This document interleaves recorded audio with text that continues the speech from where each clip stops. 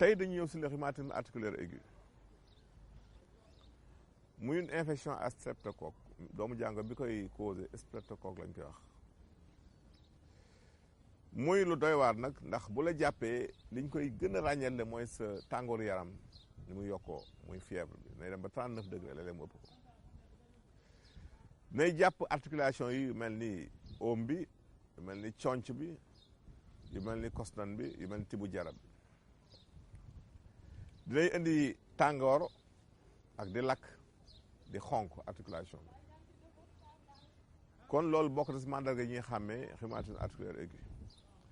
dañu ñëw nag si juróomi tegtal yoo xamante ni bu si nekk mën na ko saafara bu njëkk bi mooy xobu Samba sayar garab gi wax Samba sayar soo amee garab gi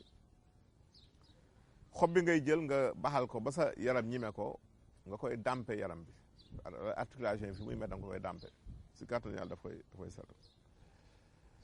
soo baxalee xobu xoos aussi le mitragyna inermis nga sangoo ko lu baax la daf koy oyofal ñetteelu tegtal bi mooy nga jël infusion li ñuy wax xobu ngañaka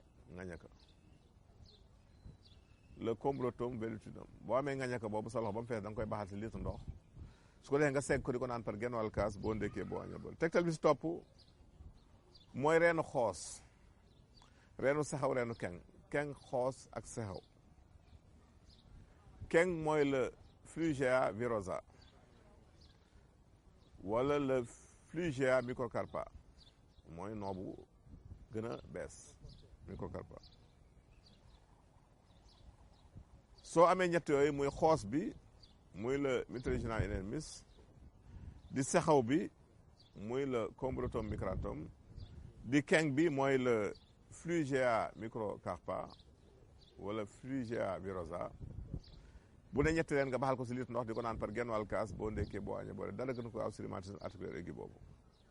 tegtal bu mujj bi nag mooy nga wut reenu fuuf da nga koy booleeg jinjeer ak laaj man da ngay jël si reenu fuuf yi juróom jël gusu laaj bi jël ñetti doomi jinjeer yi toll nii nga jaxase ko daggate ko mu sew su ko defee baxal ko si litre ndox di ko naan par genn wàll kaas boo ndékkee boo añee ba lu si gaaw la ñëw si question ni ñu indi tey ku njëkki def ni